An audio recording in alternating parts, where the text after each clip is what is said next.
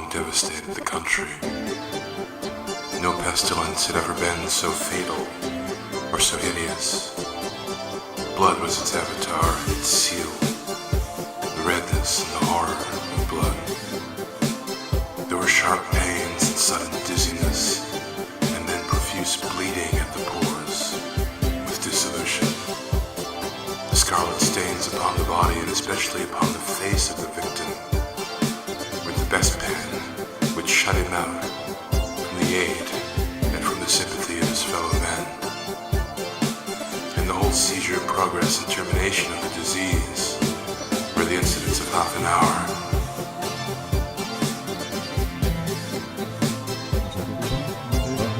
But the prince, Prospero, was happy and dauntless and sagacious. When his dominions were half depopulated, he summoned to his presence 1,000 hale and light-hearted friends from among the knights and dames of his court, and with these retired to the deep seclusion of one of his castellated abbeys. This was an extensive and magnificent structure, the creation of the prince's own eccentric yet august taste. A strong and lofty wall girdled it. This wall had gates of iron. The courtiers, having entered, brought furnaces and massy hammers and welded the bolts. They resolved to leave means neither of ingress nor egress to the sudden impulse of despair or of frenzy from within. The abbey was amply provisioned. With such precautions, the courtiers might bid defiance to contagion. The external world could take care of itself. In the meantime, it was folly to grieve or to think. The prince had provided all the appliances of pleasure. There were buffoons, there were improvisatori, there were ballet dancers, there were musicians, there was beauty, there was wine. All these in security were within. Without was the Red Death.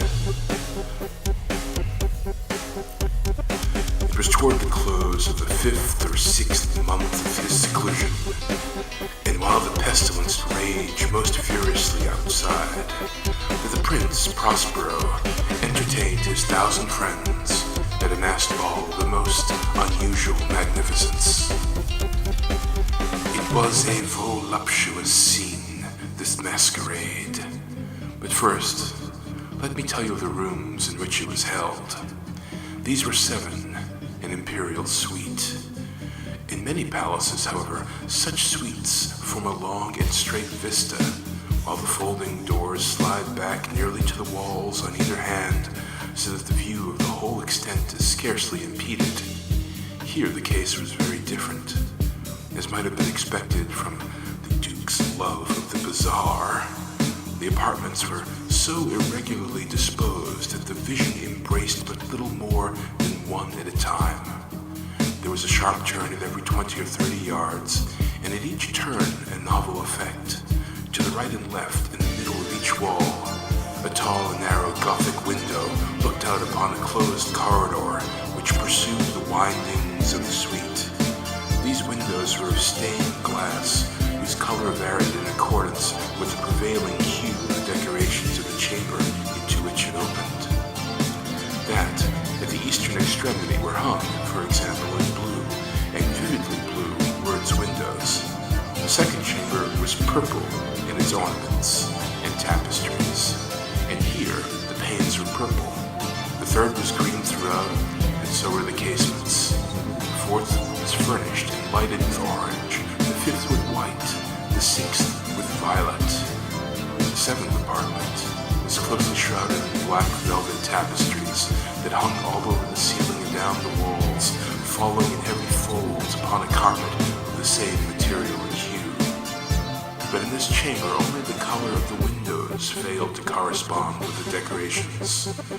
The panes here were scarlet, a deep blood color. Now, in no one of the 7 apartments was there any lamp or candelabrum amid the profusion of golden ornaments that lay scattered to and fro or depended from the roof. There was no light of any kind emanating from lamp or candle within the suite of chambers.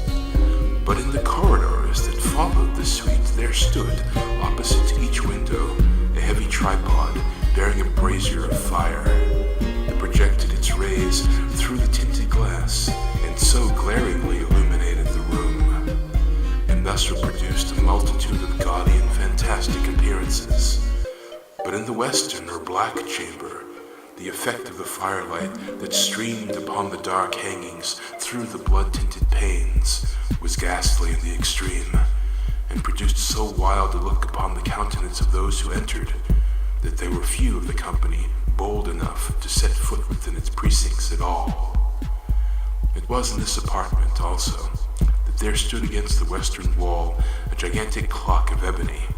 Its pendulum swung to and fro with a dull, heavy, monstrous clang, and when the minute hand made the circuit of the face, and the hour was to be stricken, there came from the brazen lungs of the clock a sound which was clear and loud and deep and exceedingly musical, but of so peculiar a note and emphasis that, at each lapse of an hour, the musicians of the orchestra were constrained to pause momentarily in their performance, to hearken to the sound, and thus the waltzers perforce ceased their evolutions, and there was a brief disconcert of the whole gay company, and, while the chimes of the clock yet rang, it was observed that the giddiest grew pale, and the more aged and sedate passed their hands over their brows, as if in confused reverie or meditation. But when the echoes had fully ceased, a light laughter at once pervaded the assembly. The musicians looked at each other and smiled, as if at their own nervousness and folly, and made whispering vows each to the other that the next chiming of the clock should produce in them no similar emotion. And then, after the lapse of 60 minutes, which embraced 3,600 seconds of the time that flies, there came yet another chiming of the clock, and then were the same disconcerted tremulousness and meditation as before. But in spite of these things, it was a gay and magnificent revel. The tastes of the Duke were peculiar. He had a fine eye for colors and effects. He disregarded the decor of mere fashion. His plans were bold and fiery, and his conceptions glowed with barbaric luster. There are some who would have thought him mad. His followers felt that he was not. It was necessary to hear and see and touch him to be sure that he was not.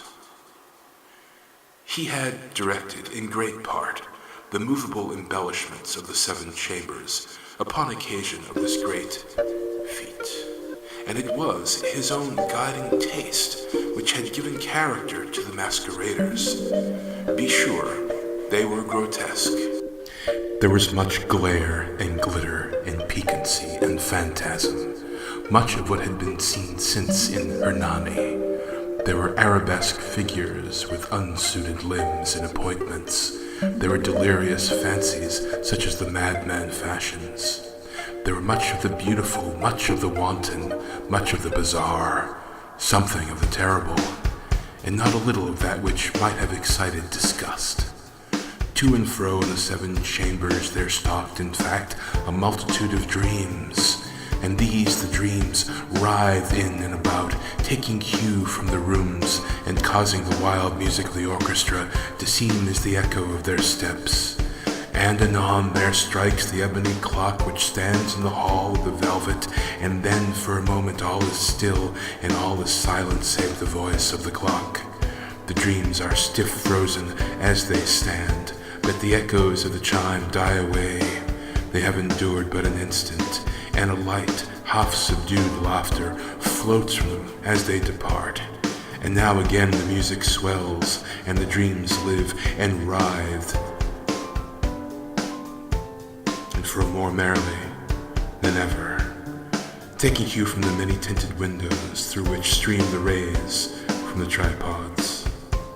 But to the chamber which lies most westwardly of the 7, there are now none of the maskers who venture, for night is waning away, and there flows a ruddier light through the blood-colored panes, and the blackness of the sable drapery appalls, and to him whose foot falls upon the sable carpet there comes from the near clock of ebony a muffled peal more solemnly emphatic than any which reaches their ears, who in indulgence in the more remote guidances of the other apartments. But these other apartments were densely crowded, and in them beat feverishly the heart of life, and the revel went whirlingly on, until at length there commenced the sounding of midnight upon the clock. And then the music ceased, as I have said, and the evolutions of the waltzers were quieted, and there was an uneasy sensation of all things as before. But now there were 12 strokes to be sounded by the bell of the clock, and thus it happened perhaps the more of thought crept with more of time into the meditations of the thoughtful among those who revelled, and thus too it happened perhaps that before the last echoes of the last chime had utterly sunk into silence, there were many individuals in the crowd who had found leisure to become aware of the presence of a masked figure which had arrested the attention of no single individual before.